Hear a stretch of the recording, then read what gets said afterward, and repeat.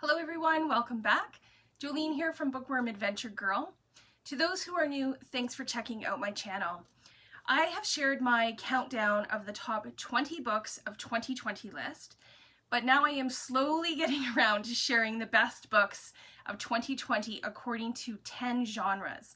And today we are going to continue that with the top 5 classics that I read in 2020. One of my goals of 2020 was to read more classics, and I am continuing that goal in 2021. However, this genre didn't make it into my top 20. And I probably don't have to say too much about the top 5 classics I read in 2020. I actually considered a 6th, but decided to keep it at 5, and I will tell you more about that at the end of the video. 4 out of the 5 of these classics were rereads for me, and I'm not much of a rereader. So here they are in no particular order. The Lion, the Witch, and the Wardrobe by C.S. Lewis. I absolutely love the land of Narnia. I love the characters. I love everything about this, and I'm not a big fantasy reader, but this is just a magical and nostalgic read for me. And then next is probably my favorite classic of all time. I have reread it 3 or 4 times now, and that's Anne of Green Gables by L.M. Montgomery. I love Anne's character, her personality, her curiosity. As a young girl who has been orphaned, Anne is delighted when, after a bit of a mix-up, Matthew and Marilla Cuthbert agree to take her in, and it doesn't take long for Anne to win them over and find a special place in their hearts. Anne's hopes and dreams of finding kindred spirits, her dismay at her red hair, and her very large scope for imagination makes this a very heartwarming story. Another favorite classic I reread this year is The Secret Garden by Frances Hodgson Burnett. This is another story of an orphan girl.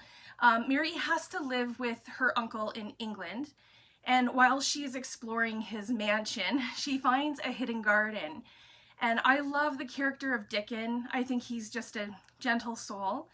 And Mary and Colin, in my opinion, have similar stories in that they're both neglected in some ways and spoiled in other ways. I love how they connect and how Mary gets through to Colin in ways that no one else really can. And I think that the real magic of the book is in the way the garden begins to transform and the way Mary and everyone around her transforms too. My last reread was The Adventures of Huckleberry Finn by Mark Twain. I think Huck is such a lovable character. He tries to escape from his alcoholic and abusive father. The townspeople think Huck has drowned in the Mississippi River. And while escaping, Huck comes across Jim, who is a slave, also trying to get away because he doesn't want to be sold to another plantation. And this begins Huck and Jim's adventure as they go down the river on a raft. This adventurous coming-of-age story is about friendship, racism, slavery, abuse, and freedom, all of which have a lot of relevance to us today. The next classic I want to share was a new read for me, and one I wanted to read before seeing the movie. It's Rebecca by Daphne du Maurier. I really enjoyed this story, and I have seen the movie since finishing this. The narrator of the story is never named. She is working as a woman's companion in Monte Carlo when she meets Maxim de Winter, who basically woos her and proposes very quickly. Maxim's first wife, Rebecca, died less than a year before. And after the honeymoon, when they arrive at the estate, our protagonist finds herself competing with Maxim's dead wife. And if you've binged Bridgerton, like me, it kind of reminded me how Daphne is originally treated by her new staff. But in Rebecca, it's more deceptive and manipulative. It's like the house and some of the staff hold secrets, and then those secrets begin to be revealed. So these are the top 5 classics of 2020 that I read.